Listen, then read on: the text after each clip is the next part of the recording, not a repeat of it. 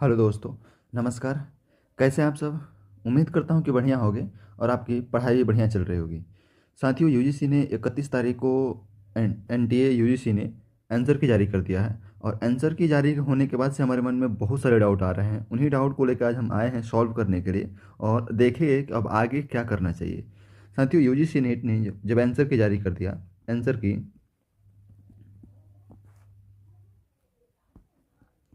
आने के बाद जो हमारे मन में जो भी डाउट है उन सबको लेकर हम यहाँ पे आए हुए हैं। और आप वीडियो को पूरा देखिएगा अगर आप जून साइकिल को टारगेट कर रहे हैं तो। सबसे पहले कि एक माह से अगर किसी का एग्ज़ाम 3 जनवरी को हो गया था, 3 जैन को हुआ था और 31 जैन को आंसर किया आया, तो एक माह से वो क्या कर रहा था? एक माह से इंतजार कर रहा था आंसर की का। ये पहला कन्फ्यूजन। एक तो पहली गलती ये हो गई कि एक माह से हम इंतजार कर रहे थे, पढ़ाई नहीं कर रहे थे। दूसरी दूसरी बात देखिए, आंसर के आने के बाद मिलाने पर 80 के आसपास ही सही हो रहे हैं। अब क्या करूँ? ये दूसरा कन्फ्यूजन है। अब सैड भी हो रहे हैं और समझ में भी नहीं आ रहा है क्या करें, क्योंकि आंसर के आने के बाद से 80 के अराउंड ही सही हो रहे हैं। तीसरी बात, जून 2025 के लिए क्या करूँ? ये भी सोचने वाली बात है। जून 2025 के लिए क्या करूँ? कहाँ से शुरू करूँ तो कहाँ से शुरू करूँ? किस तरह से पढ़ाई करूँ कि जून 2025 में 1110 प्लस क्वेश्चन को हमें टारगेट कर सकूँ?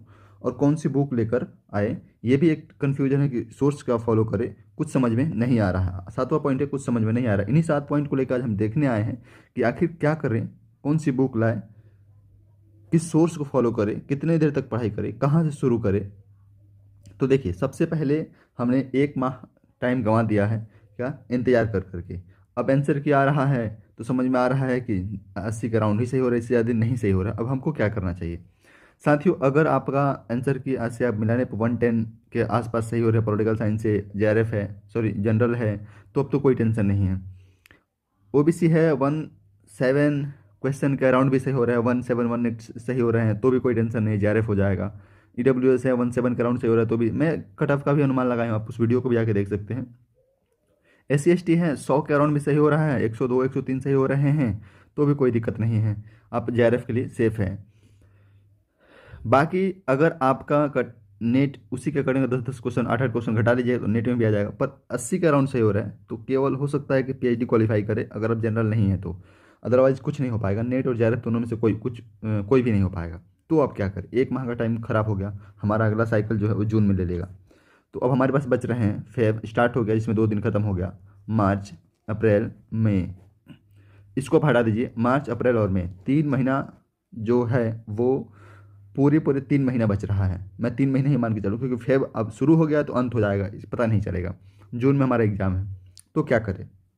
1 महीना टाइम खराब हो गया आंसर के मिलाने के बाद से। अब क्या करें समझ में नहीं आ रहा। तीसरा पॉइंट देखिए, जून 2025 के लिए क्या करूं? देना है एग्जाम या नहीं देना है, ये आप डिसाइड करिए। अगर आप जैसे आगे जा रहे फरा तब तो ठीक है, तब तो आपको नहीं देना है। अब आप पीएचडी के लिए इन्वॉल्व होने के चक्कर में रहिए, उसके लिए आप थीसिस वगैरह जो भी है बनाइए।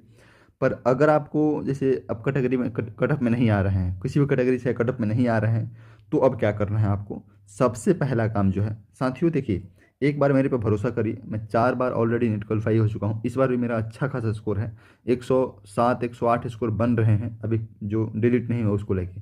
तो मैं भी इस बार भी जेआरएफ हो जाए, थोड़ा सा मैं डाउट में हूँ। एक्चुअल में मुझे समय नहीं मिला, मैं बीपीएससी के लिए पढ़ रहा था। तो 13 दिसंबर को एग्ज़ाम था, 19 दिसंबर को मैं घर से आया था और 19 दिसंबर के बाद से 6 दिसंबर को मेरा पेपर था। तो लगभग लगभग मुझे 15 दिन का समय मिला था। 15 दिन में मैं किया हूँ 107 क्वेश्चन, 107 क्वेश्चन के अप्रॉक्स सही आंसर की से। तो मुझे लगता है कि ठीक है, अगर 2 4 दिन अगर मुझे समय मिला होता तो मैं 110 से पार कर दिया होता, अगर मेरा पेपर जो है वो 27 जनवरी को चला गया होता तो। हालांकि ये बात की बात है, अभी हम इस मुद्दे पे आए हैं डिस्कस करने के लिए कि क्या कर किया जाए क्या नहीं किया जाए। तो देखिए साथियों, जून 2025 के लिए आप डिसाइड करिए। अगर आपको पेपर देना है तो आपको आंख बंद करके लगना पड़ेगा, तभी हो पाए। आप ज़्यादा सोचिए नहीं क्योंकि समय हमारे पास है नहीं। 3 महीना है, 90 दिन है, अपना टारगेट बनाइए किस तरह से क्या करना। आप पहले एक चीज, आप सबसे पहले ये देखिए कि आप अगर 80 क्वेश्चन या 90 क्वेश्चन करके आए हैं तो कहाँ करके आए हैं।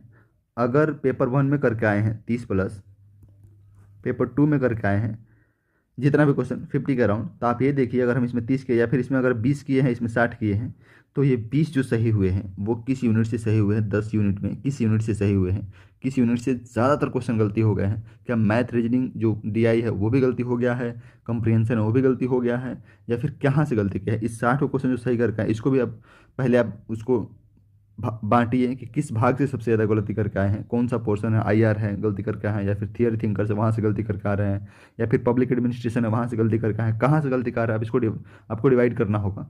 फिर आपको उस एरिए पे ज़्यादातर फोकस रहना होगा। जैसे डीआई की बात करो, अगर डीआई आपका 5 में 5 सही नहीं हो रहा है तो आपको डीआई पे फोकस करना ही चाहिए, क्योंकि डीआई 5 में 5 सही होगा तभी आप जेआरएफ के पास पहुँच पाइएगा। कंप्रीहेंशन की मैं बात करूँ, कंप्रीहेंशन में 15 क्वेश्चन आता है, कंप्रीहेंशन टोटल दोनों मिलके। अगर इसमें आप पाँच पेपर वन में 10 इसमें, तो 15 में 15 अगर आपका सही नहीं हो रहा है तो आपको डीआई पे काम करना चाहिए। 15 में 15 देखिए 20 क्वेश्चन यहाँ से निकलना चाहिए हर हाल में। डीआई 5 और 15, ये 20 क्वेश्चन हर हाल में निकलना चाहिए। अगर नहीं निकल रहा है तो इन दोनों पर काम करिए। उसके बाद से और आप बांटिए कि कहाँ से पब्लिक एडमिनिस्ट्रेशन है, आईआर है, या फिर इंडियन पॉलिटी है, कहाँ से क्वेश्चन गलती करके आ रहे हैं, उसको आप ज़्यादा मेहनत करें, उस पर आप ज़्यादा मेहनत करें। मैं बुक भी बताऊंगा कि कौन सा सोर्स फॉलो करें, क्या करें, सब बताऊंगा। आप धैर्य रखिए। थोड़ा वीडियो 10-12 मिनट का हो सकता है साथियों, इसको आप पूरा देखिएगा वीडियो, ताकि आप जून में जेआरएफ मिस ना करें। मेरा टारगेट यही है कि जून में जेआरएफ मिस ना करें। 2025 के लिए सबसे पहले तो आप ये देख लीजिए, ये जो काम करना है ये कर लीजिए। क्या करना है आपको कि क्वेश्चन को देखना है कहाँ गलती ज़्यादा हुई है, कहाँ गलतियाँ कम हुई है। जिस पोर्शन में आपको ज़्यादा गलतियाँ मिल रही है उसी पोर्शन को आपको बार बार पढ़ना होगा। चलिए, ये तो हो गया कि आप बांट लिए कहाँ से गलती कर रहे हैं, कहाँ ज़्यादा कहाँ सही हुआ है, ये तो आपको पता चल जाएगा। उसके बाद से दूसरा क्वेश्चन ये आता है कि शुरुआत कहाँ से करें। अब शुरुआत कहाँ से करें, तो कहाँ से शुरू करना होगा। सबसे पहले देखिए, आपको ये देखना होगा कि आपका सबसे स्ट्रॉन्ग एरिया कौन सा है। जब आप ये काम करेंगे ऊपर जो मैं बताया था बांटने का, तो उसमें आपको पता चलेगा। और आप देखिए कि आपका सबसे स्ट्रॉन्ग एरिया कहाँ है, कौन सा है। उस एरिया को, जैसे आपका थियरी थिंकर्स बहुत मजबूत है तो उस एरिया को केवल आप रिवीजन के लिए रखेंगे। बाकी अगर पब्लिक एडमिनिस्ट्रेशन से क्वेश्चन आप गलती करके आ रहे हैं, पब एड से गलती करके आ रहे हैं, तो पब एड पे आपको ज़्यादा फोकस करना होगा। अगर आप थियरी थिंकर्स को में ज़्यादा गलती कर रहे हैं, पब एड पॉलिटी सब में ठीक कर रहे हैं, तो आपको थियरी थिंकर्स पे थियरी थिंकर्स को रिवीजन कर रखिए। बाकी सब जो है उसको आप ज़्यादा मेहनत करिए उस पर। यहाँ आप शुरू कर सकते हैं। रही बात पेपर वन की, देखिए अगर आप पेपर वन में अगर आप 30 के नीचे करके आए हुए हैं, इस बार 30 के नीचे करके आए हैं, तो बहुत ही बुरा स्कोर है साथियों। इसकी यकीन मानिए जेआरएफ का लायक स्कोर नहीं है, बहुत ही बुरा स्कोर है। तो आपको पेपर वन पे उस एरिया पे ज़्यादा फोकस करना होगा जिस एरिया में आप गलतियाँ ज़्यादा करके आए हैं। पेपर टू में भी आपको यही करना होगा।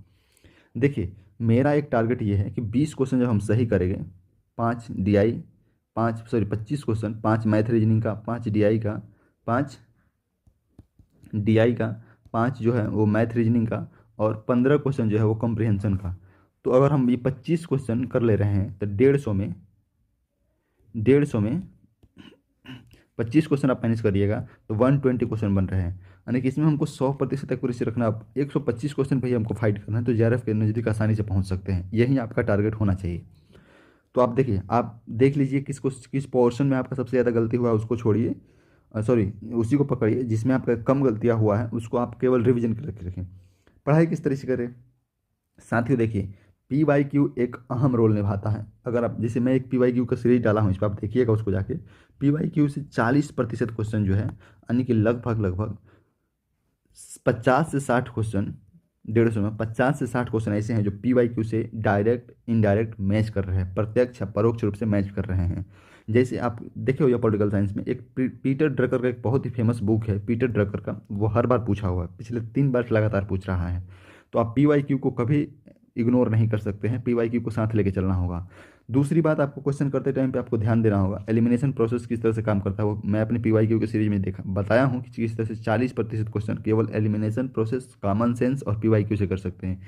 इन तीन चीज़ों को आपको, कभी हम डिटेल में वीडियो बनाएंगे इस पर, इस चीज़ को पकड़ना होगा। 3 चीज़ें देखिए, PYQ, एलिमिनेशन प्रोसेस और तीसरा है एलिमिनेशन कॉमन सेंस। इन 3 चीज़ों को लेकर के आप 40% क्वेश्चन को ठीक कर सकते हैं, लगभग अगर आप ठीक से कर रहे हैं तो सबसे पहले आप किसी एक पब्लिकेशन का, मेरा सजेशन होगा यूथ पब्लिकेशन का आप क्या ले आइए, PYQ ले आइए। 500 के आसपास मिलेगा। PYQ ले आइए और पिछले 7-8 साल का जो भी PYQ है अपडेट ले आइएगा साथियों, क्योंकि 24 वाला अपडेट कर दिया सितंबर, 4 सितंबर को जो एग्ज़ाम हुआ है कैंसिल एग्ज़ाम, सॉरी 18 जून को जो एग्ज़ाम हुआ था जो कैंसिल हो गया था, वो भी अपडेट कर दिया है। कहीं कहीं आपको बुक पे देख, कहीं कहीं स्टेशनरी यानी बुक शॉप पे देखिएगा तो केवल केवल 23 तक अपडेट है, नहीं 24 तक जो अपडेट करते हैं वहीं लेके आइएगा, उसको ले आइए। और PYQ आप इतना देखिए पर डे, 50 क्वेश्चन टारगेट रखिए कि हमको PYQ देखना है, 100 क्वेश्चन टारगेट रखिए, क्योंकि जहाँ भी अगर आप कोई सब्जेक्ट पढ़ रहे हैं, अगर उसमें PYQ से रिलेटेड कोई क्वेश्चन आ रहा है, जैसे अभी मैं बता रहा था मार्क्स की कोई बुक का नाम आ गया, तो आपको याद होना चाहिए कि हाँ मार्क्स की इस बुक का नाम तो पूछा हुआ है और इस बुक का नाम नहीं पूछा हुआ, तो इसको हमको याद रखना है, इसको भी याद रखना है। मतलब आप इतना PYQ को देखिए कि अगर बुक पढ़ते टाइम पे PYQ आपके नज़र में आता है तो आपको याद रहना चाहिए कि हाँ ये PYQ में पूछा हुआ है, प्रीवियस ईयर में पूछा हुआ क्वेश्चन है। इस तरह से आपको पढ़ाई करनी है, इतना PYQ देखिए। ये हो गया मेरा 5वां पॉइंट कि पढ़ाई किस तरह से करना है। पढ़ाई में देखिए साथियों, पढ़ाई में आपको मैक्सिमम 6 से 8 घंटे दे सकते हैं पर डे। 6 घंटा भी दीजिएगा तो कोई दिक्कत नहीं, 2 घंटा PYQ देखिए, 6 घंटा पढ़िए, बहुत है, इनफ है। पेपर 1 को आप संभाल के रखिए। पेपर 1 में आपको टारगेट करना हमेशा 35+, 35+ हमेशा टारगेट रखना है। अगर 35+ सही हो रहा है और इसमें 80+ टारगेट रखना है, तो जाके आप 110 के अराउंड कर पाइएगा, 110 क्वेश्चन के अराउंड कर पाइएगा। तो आपको इतना टारगेट रखना है। अगला है देखिए किस तरह से पढ़ाई करें, बुक कौन सा लिखा है। क्या आप, अगर आपने अभी तक 100 के आसपास क्वेश्चन सही किया था, आपके पास कोई बुक नहीं होगा, बुक होगा, उसी सोर्स को बार बार फॉलो करिए। कोई एक मार्केट में ऐसा बुक अवेलेबल नहीं साथियों जो 10 यूनिट के 10 यूनिट कवर करे। हाँ अभी कुछ बुक्स आई है मार्केट में, एक बड़ा ही फेमस कोचिंग की बुक आई है मार्केट में, मुझे लगता है 1-2 साल पहले ही पब्लिश हुआ है, 2-3 साल पहले पब्लिश हुआ है, पर वो किसी काम का नहीं है साथियों। बहुत ही फेमस कोचिंग है, सब आप सब समझ पा रहे हो मैं किस कोचिंग की बात कर रहा हूँ, नाम नहीं है, बहुत लेकिन किस काम का नहीं है। मुझे लगता है कि कोई एक बुक अगर आपको चाहिए केवल ये आइडिया लगाने के लिए कि थोड़ा बहुत पढ़ लूँ मैं, तो वो एक राजेश मिश्रा सर हैं, उनकी उनकी बुक का आप रेफर कर सकते हो, उनके बुक का रेफरेंस ले सकते हो आप। राजेश मिश्रा सर का, एक राजेश मिश्रा सर की एक बुक है, आप फ्लिपकार्ट अमेजन पे जाओगे तो मिल जाएगी, बहुत मोटी बुक है, 10 के 10 यूनिट उसमें है, उसको आप केवल रेफरेंस के तौर पे ले सकते हो और कोई उसका यूज नहीं। अगर आपके पास अपना नोट्स है, आपको उसी को पढ़ना हो, देखे जाते हो, क्योंकि चीज़ ये क्या है ना कि 10 यूनिट है इसमें, 10 यूनिट के लिए 10 बुक्स आएंगे जो कि हम फॉलो नहीं कर सकते, हमारे पास समय नहीं है, 90 दिन में हम 10 बुक्स को नहीं पढ़ सकते हैं, याद नहीं कर सकते हैं। और दूसरी चीज़ क्या कर सकते हैं कि मेरे पास जो PDF है, मैं एक एक करके क्लास जब बताऊंगा तो आप उसका नोट्स बनाइए। 90 दिन मुझे दीजिए साथियों, 90 दिन में लगभग लगभग मैं बहुत सारे यूनिट जो टफ यूनिट्स हैं उसको, हम जैसे इंडियन पॉलिटी छोड़ के बाकी सब जो पब्लिक एड है, थियरी थिंकर्स, इस सबको हम कंप्लीट कर देंगे एग्ज़ाम से पहले। और वो वाला PDF जो आप रिवीजन के तौर पे उसका यूज करेंगे, मुझे लगता है कि सफिशियंट होगा आप 80+ को करने के लिए। पेपर 2 में 80+ करना मेरी जिम्मेदारी है साथियों, आप मेरे चैनल से बस जुड़े रहें। कुछ समझ में नहीं आ रहा है तो क्या करें, अब यही करें जो अभी मैं बताया हूँ, सब समझ में आने लगेगा। और ये लास्ट पॉइंट है, कुछ समझ में नहीं आ रहा है तो आप 1-2 दिन का रेस्ट लीजिए, और 1-2 दिन के रेस्ट लेने के बाद से फिर से अपने आप को बूस्टअप कीजिए और रीस्टार्ट करिए। साथियों जो ऊपर 7 पॉइंट्स डिस्कस किया हूँ मैं, उस पर आप फोकस करके देखिए, 3 महीने में आपको रिजल्ट अपने आप आएगा। और एक चीज़ साथियों, अगर आप पेपर 1 में अभी तक ठीक ठाक तैयारी हैं तो आप टारगेट रखिए पेपर 1 पेपर 2 मिलके कि हमको एग्ज़ाम जून में जब एग्ज़ाम देना है उससे पहले पेपर 1 का हमको 50 टेस्ट लगाने होंगे, समयबद्ध रूप से, मतलब टाइम देख के। आप किसी भी कोचिंग का टेस्ट ले लीजिए, ऑनलाइन बहुत सारे कोचिंग प्रोवाइड करते हैं, अगर आपको क्वेश्चन पेपर मिल जा रहे हैं तो क्वेश्चन पेपर लेके टेस्ट लगाइए, पर 50 क्वेश्चन टाइम लगा के टाइमर के साथ आप क्या करिए, टेस्ट लगाइए पेपर 1 का। और 2019 के बाद से, 2019 के बाद हम नहीं कर रहे हैं आपको, देखिए मॉक टेस्ट आपको बिल्कुल नहीं लगाना है, जो मॉक टेस्ट कोचिंग वाले संचालित कर रहे हैं उसको आपको बिल्कुल टच नहीं करना है, केवल PYQ ही लगाना है, PYQ से बाहर नहीं जाना है। 2019 से लेकर 2024 तक, क्योंकि 2019 में सिलेबस चेंज हो गया था साथियों, 2024 तक जितने भी एग्ज़ाम हुए हैं पॉलिटिकल साइंस